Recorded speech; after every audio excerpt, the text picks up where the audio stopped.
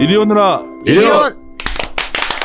좀 이런 경우도 없었는데 우리가 1부는 어제 녹음하고 내가 오늘 제목에다가 좀 너무 자극적으로 달아놨었나? 사실이니까 요새 박혜진 연구원 세미나가 인기 세미나 하루 종일 몸 얘기만 하면 송치원 너무 막 이러니까 내가 원래 그 전문이에요. 근데 이거 사실이에요. 역시 사람들이 유통시장 바깥을 궁금해하는 것 같아요. 그렇죠. 유통시장만 보시면 토스트가 뭐야, 뱅크샐러드가 뭐야 하시는데 우리 여의도에서 유통시장 밖을 되게 궁금해하죠. 지금. 그렇죠. 네. 비상장 말씀하시는 거죠. 막 보험사, 증권, 금융회사 얘기하면 별로 관심력이 높지 않아요. 토스와 어떤 그런 걸 했더니 그래서 어떤 분이 뭐 그런 거 궁금해하시는데 그래서 진짜 박희님 바빠서 오늘 오늘 금요일이죠. 금요일이죠. 네. 금요일 지금 벌써 금요일이네요. 9시 반이에요. 9시 반. 정말 이 시간밖에 안 돼가지고 짧게 녹음하고 2부, 3부 하려고 합니다. 어떤 뭐 이어서 하는 거니까 2부로 끝날지 2, 3부까지 할지 모르겠는데 하여튼 저번 1부는 어제 올라갔으니까 그렇죠. 꼭 들어보시고 죄송합니다. 저도 요새 목이 너무 좀 그러네. 먼저 인사드리겠습니다. 윤쌤 인조입니다. 네, 안녕하세요. 이베스트 금융 담당 박혜진입니다. 안녕하십니까. 조셰입니다. 조기 단계에 있는 기업과 조기 단계의 사람에 관심이 많습니다. 오늘 또 기대하고 있습니다. 네, 안녕하세요. 이리온 프로데클러 염승환 차장입니다. 제가 1부에는 시간이 없어서 참여를 못했는데 2부부터 좀 참여하게 됐고요. 그 댓글들이 뭐 요새 진짜 계속 많이들 달아주셔서 시작했어.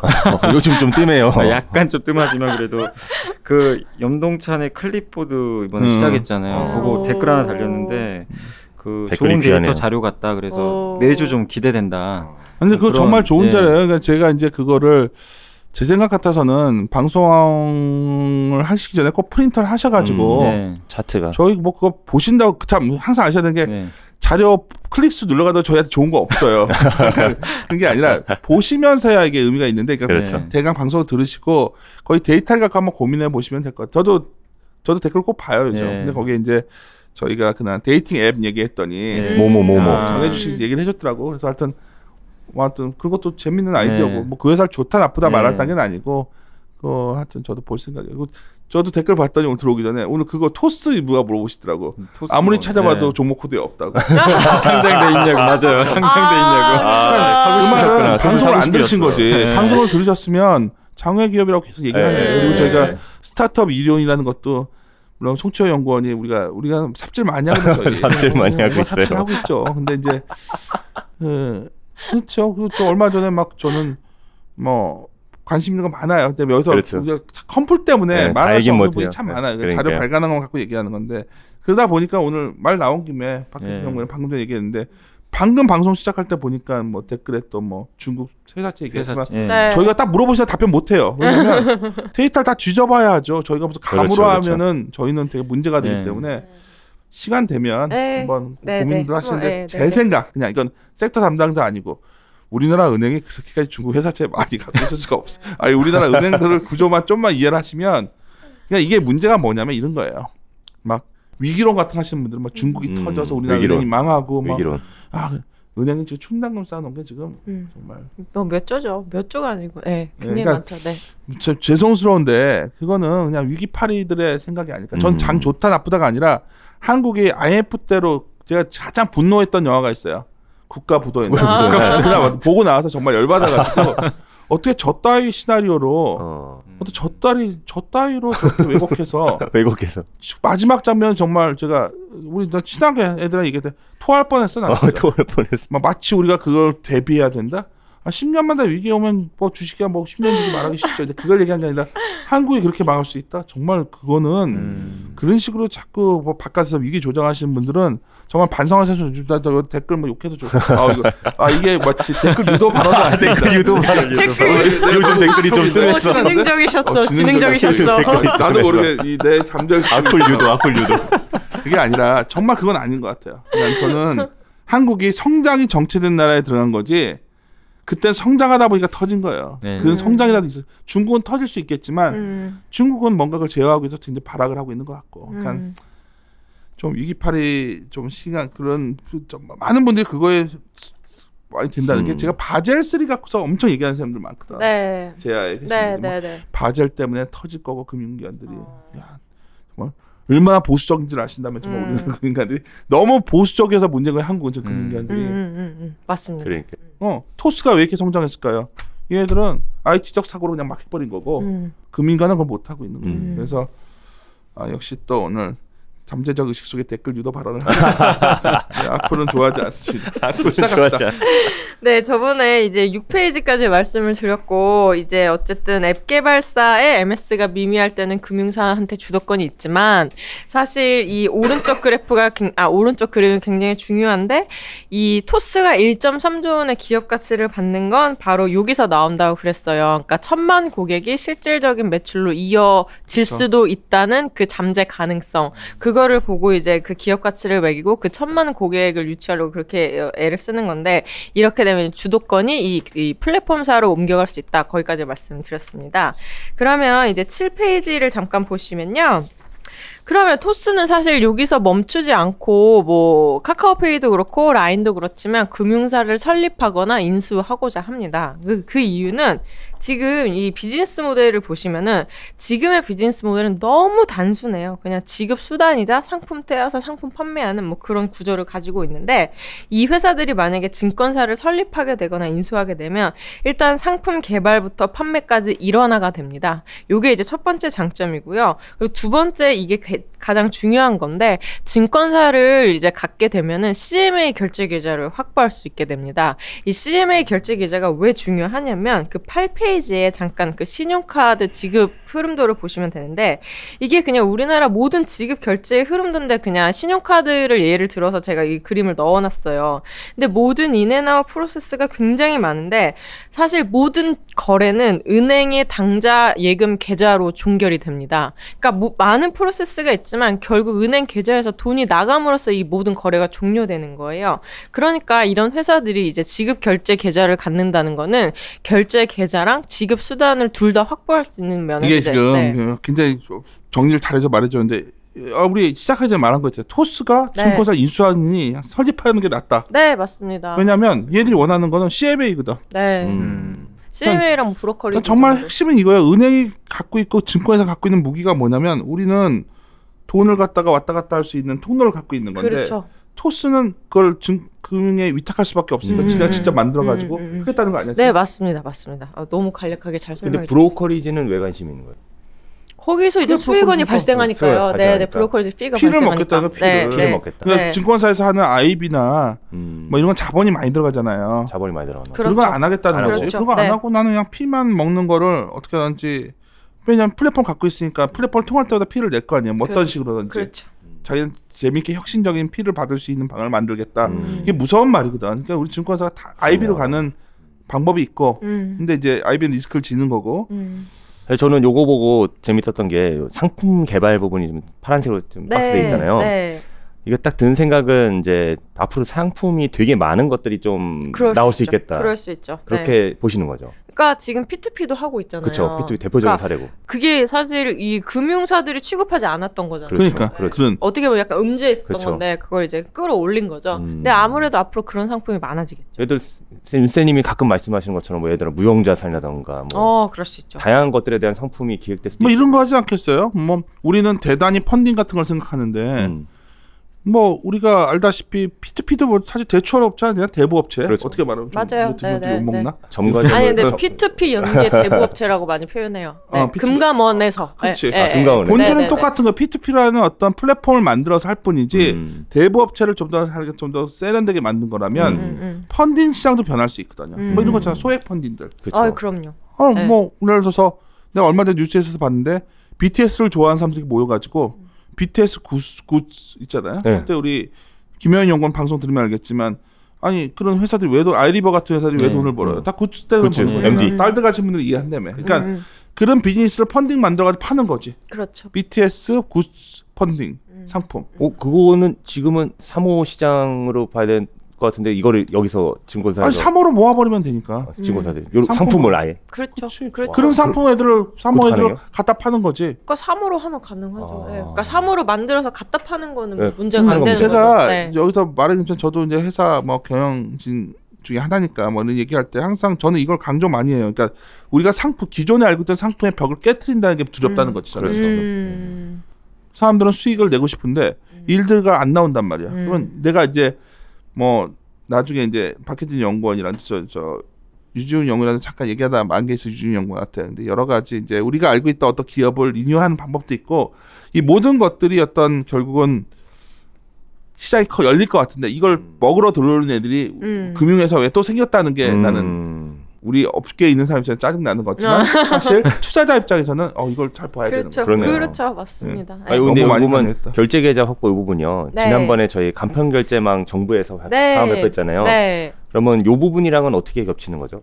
예를 들어 뭐 이게 그게 뭐 일정이 어떻게 되고 뭐 이 부분이 바로 그럼 해결이 되는 문제인가요? 증권사 이게 증권사를 설립하면 그 금융 인프라 혁신망 방안이 필요가 없어지는 거죠. 필요 없어지는 거죠. 네. 거기서 이런 핀테크 업체들한테 결제 계좌 확보하는 거를 그렇네요. 뭐 유도하겠다 이렇게 나온 게 있었잖아요. 그러니까 증권사를 설립해 버리면 뭐 바로 생기는 거니까요. 네. 알겠습니다. 그게 첫 번째이고요. 두 번째 이 CMA를 확보하게 되면은 한은 금융망에 참가가 가능합니다. 이 한은 금융망은요, 우리나라에서 유일하게 거액 결제를 처리하는 망이에요. 그러니까. 모든 거액 결제는 한은망을 통해서 다 이제 체결이 이루어집니다. 근데 이게 제가 알기로는 예전에는 이제 10억 이상 거래만 하는 금융망을 통했어요. 근데 이게 이제 한은이 더 넓어져서 뭐 소액 결제도 처리하고 그런다고는 하는데 어쨌든 그 정도 규모의 거래는 한은 금융망이 있어야 되고 이 말은 뭐냐면 이제 이 회사들이 지금은 B2C인데 B2B까지 가능해진다는 거죠. 네. B2B요. 네. 그래서 그래서 증권회사에서는 B2B 이 결제가 어떤 사례들이 있죠? 우리가 예를 들어서 레포 같은 거 사고 팔 때 그거 다 하는 금융망 통해서 하는 거예요. 네. 말이 끊겨서 그런데 이걸 이게 굉장히 어떻게 보기에 따라서는 세미나 다니면 느끼겠지만 너무 안에 있는 사람이라 이게 느낌을 마음이 네. 진행을 좀 들어봅시다. 박혜정 연구원도 들은 게 나을 것 같아요. 네. 그래서 이래서 금융사를 소유하려고 한다라고 말씀을 드린 거고 그 9페이지는 제가 이걸 관련해서 라인 파이낸셜의 현황에 대해서 넣어놨어요. 라인 파이낸셜은 네이버의 일본 자회사입니다. 네, 맞습니다. 네, 일본 자회사. 라인 밑에 있는 라인 이제 자회사인데. 제가 이 그림을 넣어놓은 이유는 이 금융 플랫폼사들이 가고자 하는 방향성이 이 라인 파이낸셜이기 때문이에요. 그러니까 지금 이런 기업들의 프리뷰라고 보시면 됩니다. 라인이 지금 현재 일본에서 증권이랑 뱅크는 이미 셋업이 됐어요. 이거는 다 온라인 증권, 온라인 뱅크고요. 라인 크레딧이라고 해서 이제 캐피탈사 겸 신평사를 세우려고 하고 있습니다. 그리고 타이완 후방은행이랑 동남아시아 쪽에서 온라인 뱅크를 하려고 해요. 근데 저는 개인적으로 금융 담당자 입장에서 이거 해볼 만한 사업이라고 보는 게 일본은 은산분리 규제가 없습니다. 그래서 산업자본이 이제 금융자본 100% 소유가 가능하고요. 두 번째는 일본 신용카드 보급률이 20%밖에 안 돼요. 이 우리나라는 한 190% 정도 되거든요. 그러니까 일본은 현금 결제가 너무 많아서 지급 결제 시장에 열릴 룸이 굉장히 커요. 그리고 마지막으로는 이게 제일 중요한 건데 일본에서만 활성 유저가 8천만 명이에요. 라인이 지금 가지고 있는 게. 네. 동남아 전체로는 2억 명입니다. 그래서 이제 네이버 담당하시는 분들은 라인이 자꾸 돈을 쓰니까 좀 이거를 좋지 않게 보시는 분들도 있는데 저는 금융 담당자 입장에서 이거 되게 해볼 만한 싸움이라고 생각을 해요. 일단 규제 면에서 우리나라보다 먹고 들어가는 게 훨씬 많아요. 우리나라는 은산분리 규제 때문에 막혀 있고 일본 이게 규제가 완화돼 있기 때문에 규제가 없어요. 라인 같은 회사가 생겨고 엄청나게 커져. 라인 증권도 있고 뭐 라인 뱅크도 있고 뭐 다 있으니까. 일본에 있는 은행들이 위협을 느끼겠네요. 아니 은행이 같이 들어간다니까? 같이 들어가는. 그렇지 않은. 신한지주가 토스랑 같이 들어가는 것처럼. 그러니까 우리가 자꾸 이게 서로 배척한 게 아니라 이걸 통해서 확장하는 거라니까요. 맞습니다. 같이 들어가서 지분 들어가서 같이 만드는 핵심. 거라니까 이게. 그러니까 우리가 지금 두려운 건 이걸 들어가셨을 때 시장이 어떻게 변하냐가 두려운 거지. 그렇죠. 그래서 이제 제가 금융 플랫폼사의 장점과 단점에 대해서 좀 분석을 해봤습니다. 장점은 일단 킬러 앱이라는 걸 가지고 있는 거예요. 이 킬러 앱이 뭐냐면 그냥 출시되자마자 엄청나게 많은 사람들한테 쓰이는 어플리케이션이라고 생각하시면 돼요. 그러니까 이 킬러 앱 위에다가 금융상품 하나 얹어서 파는 건 일도 아니거든요. 근데 단점은 이제 다음 페이지 11페이지를 보시면 되는데요. 이 PPT 자료로는 11페이지를 참고로 하시면 되고 제 자료에서는 32페이지를 참고하시면 돼요. 이게 관련해서 단점이 한 5가지 정도 있습니다. 이제 먼저 그때 저번 시간에 제가 센터장님을 위로해드릴 만한 이게 이거라는 건데 네, 32페이지 보시면 되는데 네, 첫 번째는 규제입니다. 그러니까 이 회사들이 지금 영세에서 금융이라든지 금감원에서 직접적으로 제재를 가하고 있지 않아요. 근데 아시겠지만 P2P 시장이라든지 이런 게 엄청나게 커져서 제도권 안으로 들어오게 되면 분명히 엄청난 제재가 가해질 거고 P2P 이런 거 이렇게 활성화되면 엄청난 자본금을 요구를 할 겁니다. 그게 첫 번째고 두 번째는 제가 아까 이 회사들은 금융상품 떼다 팔아서 수수료 먹는다고 말씀을 드렸잖아요. 근데 아시겠지만 이미 증권사에서도 금융상품으로 마진을 내기가 굉장히 어려워져 있어요. 그래서 이게 사실 마진이 박할 수밖에 없는 거고 그렇게 해서 자연스럽게 이 회사들이 P2P 쪽으로 엄청나게 쏠리게 되는 겁니다. 근데 그 이유는 뭐냐면 그 표 9번이랑 표 10번을 보시면 되는데 P2P 중에서도 PF 쪽으로 굉장히 많이 쏠려 있어요. 근데 그 이유는 뭐냐면 그 표 10번에 차입자 평균 수수료율을 보시면 되는데 평균 수수료율이 360bp입니다. 네. 그러니까 이쪽으로 자꾸 몰리려고 하는 거예요. 이건 단순히 에이전시가 받는 수수료 피예요. 네. 그러니까 어떻게 말하면 이런 수수료를 내고서 돈이 돈다는 거는 굉장히 위험한 위험하죠. P2P가 매우 위험하다는 얘기지. 이게 다른 말로 하면. 제가 그거를 말씀드릴 거예요. 지금. 네. 그래서 자연스럽게 생기는 우려는 신뢰성인데 그 표 11번을 보시면 지금 P2P 대출 연체 현황입니다. 보시면 PF 쪽이 압도적으로 높고요. 90일 이상 장기 연체는 12%가 넘어가요. 근데 네, 90일 이상 장기 연체는 NPL로 분류되거든요. 이 말이 뭐냐면 10개 투자하면 하나는 부실난다는 거예요. 네. 그러니까 이게 문제가 될 수밖에 없어요. 이게 많이 활성화됐을 때. 그리고 아시겠지만 P2P는 판매처도 책임이 없고 제공처도 책임이 없고. 그게 나도 네. 그 어떤 기자분이 나 그분 성함이 안 된다. 어떤 기자분이 P2P를 취재해가지고 책을 내셨더라고. 그래서 그냥 사놓고서 그냥 나 죄송해요. 그 기자분이 되게 잘 썼어요.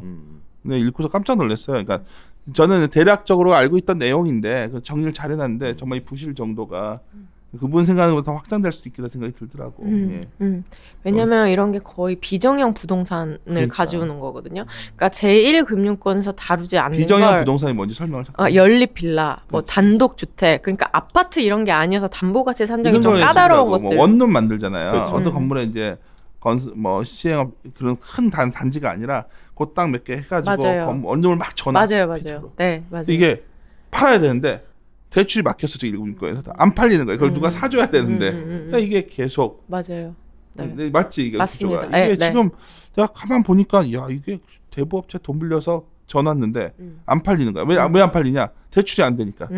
맞습니다. 옛날에 수익 부동산으로 막 이런 거 사가지고 임대 놓고 그랬었는데 그런 사람들이 없어지니까 이게 그렇죠. 그래서 이거 머리 아프겠다. 이게 근데 이제 보면 작은 빌라나 이런 데로는 임대 수요가 있어서 조금 또 괜찮지 않나요? 그러니까 임대 수요가 있을지 없을지 모르는 게 문제죠. 리스크가 있는 거죠. 네, 왜냐하면 요즘에 그 센터장님이 말씀하신 원룸 꼬마 빌딩들이 엄청 많이 생겼어요. 여기 여의도 신길역 쪽에만 가보셔도 지금 공사가 몇 개가 들어간 줄 알아요. 여기서 말한 것처럼 그게 그러니까 뭐 연립세 이런 개념이 아니라 원룸 개념들의 P2P 많이 들어갔더라고요. 원룸이죠.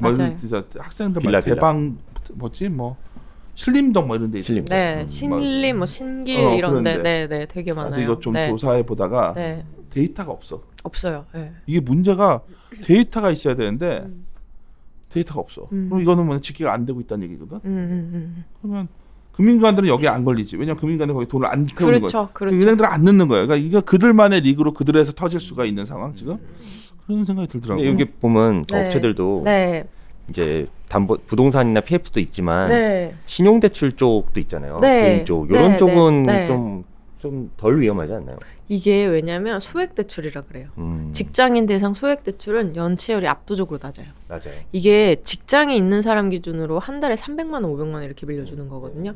이게 그러니까 갑자기 급전이 그러니까 현금 유통이 안 돼서 갑자기 급전이 필요한 사람들 위주고 직장인 대상이어서 이거는 1금융권에서도 되게 선호하는 대출이에요. 그럼 요 시장은 어떻게 보면 예를 들어 이제 P2P가 있는데 부동산 쪽에 위험한 쪽은 좀 덜 하고 요 신용 쪽으로만 중심으로 하는 P2P들은 그러면 좀 수익성이 낮죠. 그러면 예금 그냥 뭐 그 은행 증권사 상품사지 굳이 P2P에서 살 이유가 없죠. 네. 근데 또 하나가 뭐냐면 이제 보면 이제 요게 딱 겹치더라고요. 보면 이제 개인 신용 대출로 P2P 되는 경우는 이게 저축은행 뭐 이런 데랑 겹치는데 맞아요. 어떠한 경로로 사람들이 이제 예를 들어 토스를 통해서 개인 신용 대출을 이제 상품을 사는 거죠. 그렇죠. 또 거기다가 이제 대출을 실행시키는 거고. 뭐 이게 저축은행 대비해서 이런 이제 P2P를 선호하게 되는 배경이 있습니까? 누님 말씀드리면 금리가 되게 높아요. 저축은행보다. 더 높아서. 이게 PF가 금리 12%씩 줘요. 내가 대부업체라고 했잖아요. 금리가 대부업체 금리를 너무 높아서. 대부업체들이 왜 돈을 버냐면 소액 대출을 나가니까 부실 위험이 적어요. 맞아요. 날라갈 거 빼고 나면 남는 거 그렇지 않아? 내가 이해하고 맞는 맞아요. 이게 비슷한 구조를 가지고 많이 받는 거야. 근데 이건 괜찮아. 내가 봤을 때. 근데 이제 부동산이 문제인 거죠. 것들이 그렇죠. 이 PF가 부동산이잖아요. 그 PF가 잘 모르게, 그러니까 혹시 오해도 하실 수 있으니까 방송 관계자분들은 잘 모르면서 제 떠든다 하실 수 있는데 그냥 잘 모르니까 저희 같은 사람들은 데이터가 집계가 돼 있고 뭔가 이게 통제가 되는 느낌을 받으면 겁이 안 나는데 이거 규제 사각지대 아니야 지금? 그렇죠. 그러니까 이것도 금감원 그러니까 금감원이 이런 데이터를 수집은 하고 있기는 해요. 나도 봤어. 그러니까 제 생각에는 아마 분명히 대비는 하고 우리나라는 너무 보수적이니까 하고는 계신 것 같아요. 근데 이게 아직 규모가 2.4조 정도거든요. 얼마 안 돼. 그러니까 크지 않으니까 아직은 두는 거예요. 근데 이제 여기서 궁금한 게 또 하나 뭐냐면 아까 자본금 말씀하셨잖아요. 근데 예를 들어 이거 구조를 들어보면 프로젝트 펀드더라고요. 그래서 투자자와 그다음에 차주 이제 실행자를 매칭해 주는 시스템. 맞아요. 근데 그렇게 따지면은 이제 일반적으로 저희가 갖고 있는 대법에 대한 우려 있잖아요. 돈 갖고 돌리는. 그게 사실은 어떻게 안 되는 구조라서 이게 자본금 규제가 꼭 이렇게 막 강하게 들어가야 될 이유가 아닙니다. 잘 생각을 해보세요. 이게 대출이 그러니까 증권사는 이렇게 우리를 통해서 뭐 대출이 나가요. 그러면 예금자 보호라든지 이런 게 되잖아요. 그러니까 그 대출도 뭐 담보대출 이런 게 설정이 되는데 이거는 만약에 시공사가 분양 못해서 부도나면 투자자가 보호받을 방법이 아예 없어요. 다 날아가는 거죠. 그러니까 이거를 보호하는 기제로서 금융회사가 자본금을 많이 가지고 너네가 이런 우려에 좀 대비해라 이런 거란 말이죠. 근데 이런 회사들은 그런 게 전혀 없으니까. 그냥 투자자가 다 책임진다는 거죠. 그렇죠. 하나 더 궁금한 게 뭐냐면 이제 생명보험 이런 걸 담당하시잖아요. 금리가 많이 낮고 요즘 좀 많이 어렵잖아요. 근데 이제 토스에서 이런 상품을 팔고 또 이런 상품을 투자하는 또 배경을 보면 이제 중위험 중수익 이에 대한 상품이 굉장히 필요한 상황 아닙니까? 그럼요. 엄청 필요하긴 해요. 그런 측면에서는 좀 어떻게 보세요? 근데 이거 중위험 중수익이라고 보세요. 고위험 고수익인데 근데 이러한 상품 아까도 이제 윤세님께서 상품 개발 부분에 이제 라이센스를 말씀하셨는데 이러한 상품이 이게 그 역할을 못 하고 있다 하더라도 요 형태의 포트폴리오 프로파일을 가진 상품들이 굉장히 많이 필요한 상황처럼 보여서. 근데 그건 저 너무 동감을 하는 게 ELS에 돈이 왜 몰리는데요? 그렇죠. 그 중위험 중수익 상품이 없어요 시중에. 그러니까 ELS도 사실 되게 아예 옵션 상품이 리스키하거든요. 아시겠지만 그러니까 그러니까 이게 잘 정비가 돼서 이렇게 잘 셋업이 돼서 제공이 되면 우리 모두 행복한 거죠. 저는 지금 당장 이게 우리가 생각한 것보다 되게 이런 고민들도 있는데 이 상품만 갖고는 안 될 것 같고 새롭게 좀 고민을 하겠지. 왜냐면 새로운 진도 나갑시다. 그래서 이제 제가 4가지 이유를 말씀을 드렸고, 그러니까 단점에 대해서 마지막 5번째 이유를 말씀을 드릴게요. 요거는 이제 34페이지 제 자료에 34페이지 그림 33번을 참고로 하시면 되는데, 제가 그때 슈퍼차이나 때도 한번 말씀을 드렸지만 보편적인 레벨에서 한국은 금융 인프라가 굉장히 발전해 있다고 말씀을 드렸습니다. 우리나라처럼 ATM기 많은 나라가 어디? 그럼요. 이게 보시면 어디 가도 돈 뽑으시는 한번 해외 나가서 돈 뽑으려면 그럼 한국에 ATM기처럼 많이 낸 나라가 없어요. 국가별 인구 10만 명당 ATM기 수 저희 2등이에요. 아 그래요? 네네. 근데 마카오가 많은 것도 참 카지노 때문에 카지노 해야 되니까. 그러면 스스로 많이 뗀다고 맨날 불만만 말하는데 아니구나. 근데 되네. 이걸 보시라는 게 아니고 그 신용카드 결제 구조를 보시라는 건데.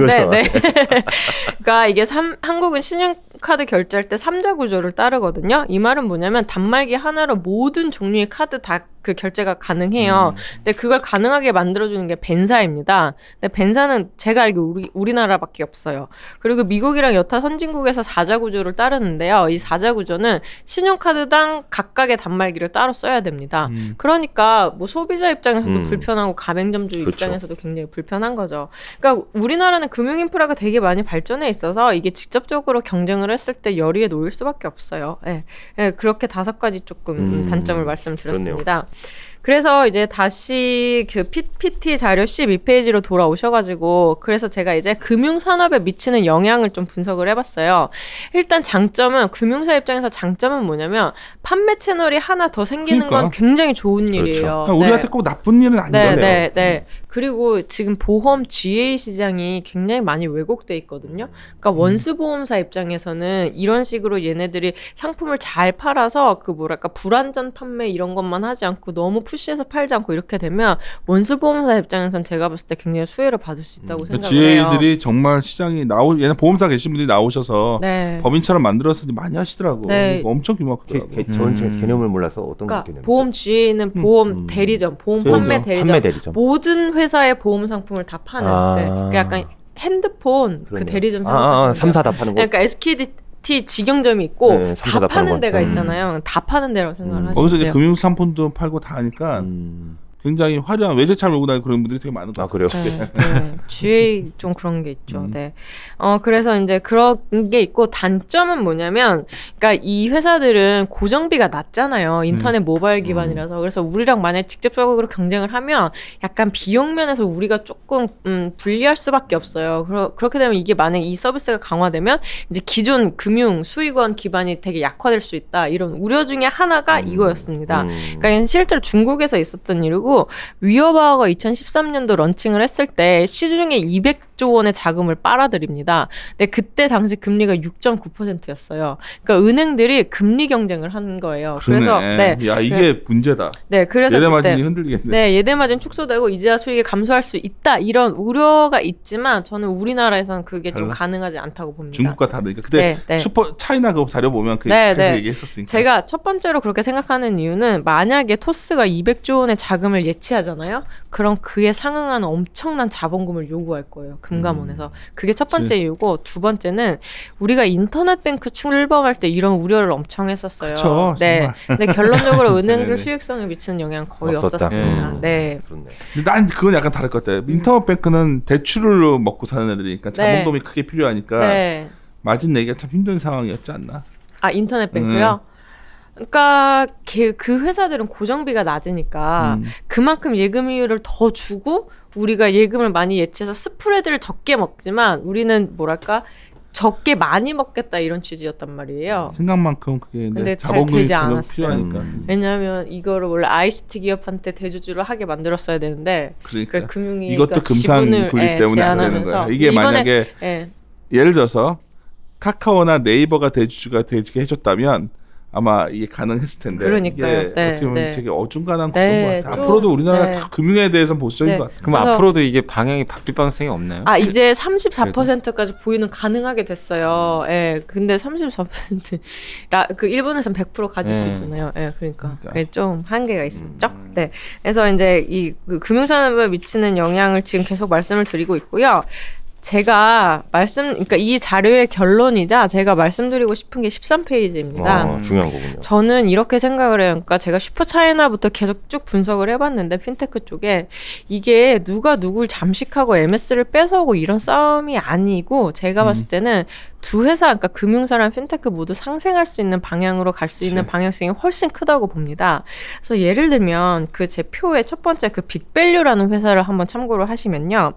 이 회사는 하나은행한테 비정형 부동산에 대한 담보 가치를 산정을 해줘요. 그러니까 우리나라에 있는 국가 공공 기록 정보 데이터를 다 긁어 모아와가지고, 그러니까 제가 아까 말씀드린 이제 뭐 연립빌라라든지 그동안 이제 은행에 대출 안 나갔던 분야에 대한 담보 가치를 산정을 해줘요. 그러니까 이 말은 뭐냐면 은행 입장에서는 안 하던 걸 하니까 운신의 폭이 넓어지고 이 핀테크 업체 입장에서는 매출처가 생기니까 좋은 거죠. 여기는 말씀하셨던 그 빌라 쪽 PF하는 B2B 업체들이랑 어떻게 보면 굉장히 협력 관계가 될 수 있는 곳이네요.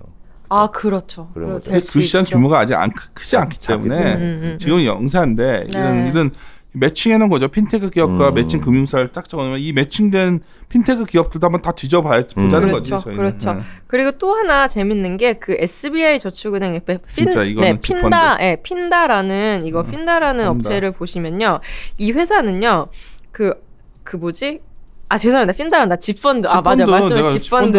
죄송해요. 집펀드. 이거는 아파트 동호수까지 디테일하게 들어가서 담보가치를 산정해 줘요. 집펀드 같은 회사가 그러니까 우리가 궁금한 거는 이 데이터잖아요. 그러니까 매칭하는 데이터 회사들 여기서 이게 성추행관이 데이터. AI 연결되는 거니까. 그러네요. 여기서 갑자기 여기 여러 데를 데려오란 말이야. 이거 보시는 분 중에 대표님 아시는 분 있으면 좀 연락 주세요. 네, 여기서 맨날 연락 달라고 연락 좀 주세요. 맨날 사람이 어디가 있는지 모르겠는데 말이야. 제가 연락해 보겠습니다. 맨날 만나고 있고 막 이럴 때인데 어디 만났냐 기다려 보시죠. 뭘 기다려 지금. 아니 근데 이게 열심히 하셔야 되겠어요. 잘 생각해 보시면 우리가 아파트 살 때 거래할 때 남향이냐 동향이냐 서향에 따라서 집값이 다른 거 아시죠? 그럼요. 몇 층이냐에 따라서도 다르고요. 근데 은행 대출은 그냥 아파트 퉁 때려서 그냥 똑같이 나간단 말이에요. 지금은 1층에서 수혜 보고 있고. 네, 제가 알기로는 그 마포에 어떤 아파트가 언덕에 있는데 언덕 제일 위에 있는 아파트랑 평지에 있는 아파트랑 전세 가격이 한 2, 3억 정도 차이가 난대요. 그러니까 제가 말씀드리고 싶은 건 뭐냐면 이 핀테크라는 업체들은 데이터를 수집하고 가공하는데 굉장히 탁월한 능력을 가지고 있어요. 그렇네요. 그래서 이들의 도움을 받아서 금융사는 훨씬 더 세밀하고 디테일한 언더라이팅이라든지 여신 심사가 가능한 거죠. 그게 포인트. 네. 그러니까 얘는 플랫폼을 장악해서 데이터를 모아주고 이걸 갖고서 여러 가지 비즈니스를 매치시켜서 할 수 있는 건 돈 버는 놈은 금융기관이 될 거라는 거죠. 맞아요. 그렇네요. 나는 금융사 편이거든. 너무 진영 논리야. 지금. 근데 우리는 이걸 딱 보니까 핀테크 기업들 딱 보니까 이제 P2P 업체가 이제 시작인 것 같아요. 이제 P2P뿐 아니라 이제 이러한 데이터를 기반한 다양한 상품들이 만들어지겠네요. 제가 항상 세미나 중간에 되게 멋있으려고 하는 말이 있거든요. 세미나 끝에 이건 대세입니다. 대세. 거스를 수 없는 대세입니다. 별로 되게 올드해 지금. 대세이다 이게 뭐야. 멋있다고 생각하는데 이거 진짜 대세예요. 그리고 제가 더 말씀드리고 싶은 게 있어요. 이게 제가 아까 말씀드린 담보가치 산정하고 어쩌저쩌 이런 일을 하는 회사들이 한 3-4개 정도 있는데 이게 금융사의 핵심 업무에 해당합니다. 핵심 업무는 위탁이 안 돼요. 법으로 금지돼 있어요. 근데 금융위가 이 11개 핀테크 기업을 지정해서 이 회사들은 가능하게 해줬어요. 그러니까 시작은 11개지만 앞으로 엄청나게 많이 늘어날 겁니다. 그런 면에서 분명히 예산 이미 좀 많이 자리 잡은 기업들이고 이외에 엄청나게 많아질 것 같아요. 토스는 뭐 토스가 좋다 나쁘다 좀 뱅크살러 떠나서 좀 이런 것에 또 서로 플랫폼을 중심이 서로 쓰려고 서로 합종 연결이 되겠죠. 그래서 그렇죠. 그럼 우리 잠깐 쉬었다가 종목 2개 쓰셨으니까 그 얘기 좀 할게요. 쉬었다 가겠습니다.